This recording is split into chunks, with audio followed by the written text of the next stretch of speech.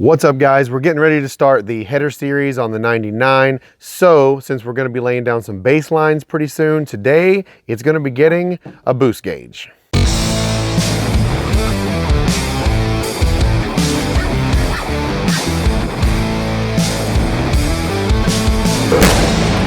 Okay, so for this install, what we decided to go with, we're actually doing this Hotsystem boost gauge. Sorry, not a big fancy name brand or anything, but budget is tight and we're trying to get what we need to get it done. But the reason why I went with this gauge, and as I unbox it here, I'll show you, this is the gauge itself.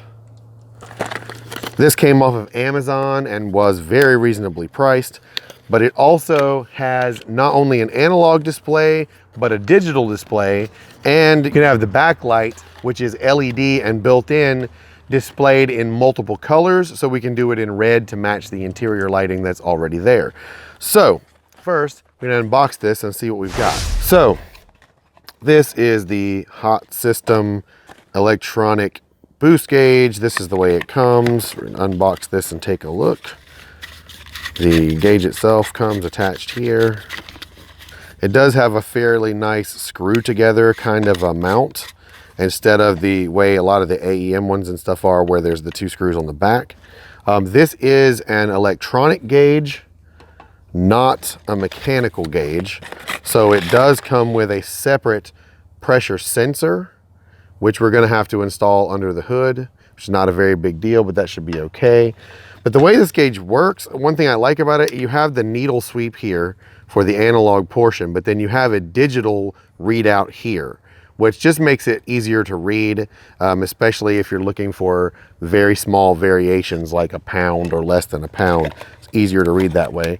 Then it also comes with some vacuum tubing and the wiring harness for the gauge, and this little filter that they recommend putting in there just so nothing gets sucked into the vehicle's vacuum system, and installation instructions and a T for teeing into an existing vacuum line. Okay, so the first thing that we've got to do is get this sensor mounted, and then the wiring that's going to clip right there. I'll show you that next. I think that the best place to have this mounted in this particular setup is going to be about here, right basically beside where this heater hose support goes. So to mount that, it's got two mount holes made into it. However, it did not come with any bolts to mount it with for whatever reason, but that's why I like to use these self-drilling bits, or bolts I should say, which have just a 5/16 head like a bolt, but then it has the screw and the drill bit for tapping it all built into the same piece. So then it's really just a matter of putting it in here where you think it'll fit, lining up a bolt, and just running that in until you've got it in there snug where you want it to be. So you just got to do that twice, and then we will get on to the wiring. All right, so actually we're going to do the vacuum routing next, then I'll show you wiring. But with the vacuum routing is also going to bring us to the first problem that I have with this kit, and that is this filter.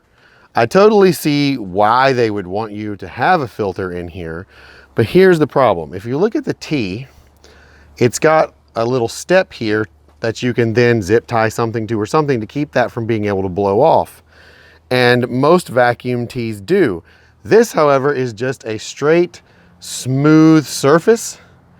And under positive pressure, I think that's going to be likely to blow apart. And because of that, I am not going to use the filter. Now, this vacuum system, as you can see, has already been changed out. The hard plastic vacuum lines that ran across here, I had removed earlier because I had a few breaks and I just wanted to do a different way. So I did the entire thing in rubber, but this still will work very similarly if you have the plastic one. But since I've already got this line here, what I'm gonna do is cut this a little shorter and put the T right here. Then we're gonna run that vacuum line under the snout of the supercharger because I just don't like stuff laying out on top. Back here, under this support, and to this.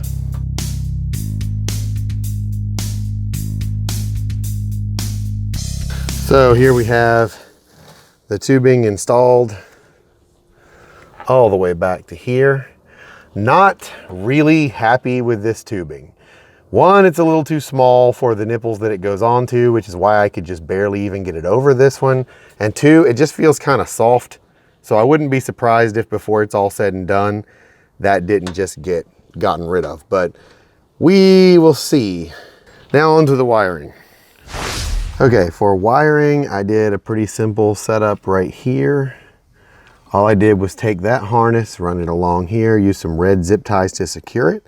For the ground, I just ran the ground wire right to a terminal to this shock mount, and then this wire I heat shrunk and soldered to another wire that ran down under this cover through a little notch and into a switched power source, because you don't want that to be getting power all the time, leaving nothing but this green wire, which is your signal wire. So once I get the interior part of this done, I just have to run a wire from here to the inside of the car. Once the outside is done, the next thing you have to decide is where you're going to mount your gauge. Just so happens I had already picked this up, so this is where we're going to be putting it. And this is the ZZP's heads-up display gauge pod, which basically just pops in right there. That's where the gauge is going to go in that, which is a pretty simple mount. You just basically screw that collar down around it once you get it in there. Then you've got the one wire harness that comes off here, which we will, after we get it in here, feed down under the dash. And then we're just going to have to supply three things to it.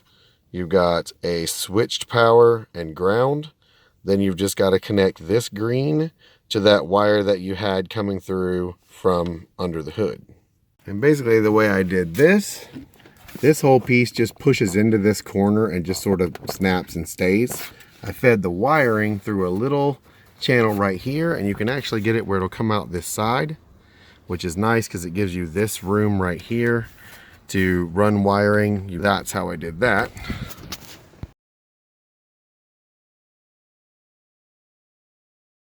And once I got it passed through into the floorboard, I ran it along the dash and up and out this hole here.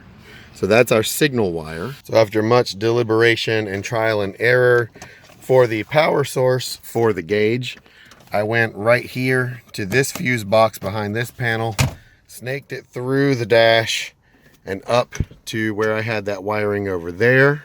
And then the ground I ran down here, just tied into a common ground that was already up under here.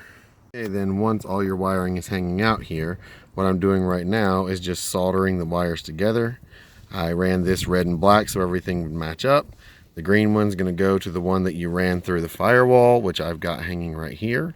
Once the three of these are soldered together and heat shrank and taped and whatever else you want to do, you can basically just cram these back in this hole, put the side cap back on, then it'll be time to test this gauge.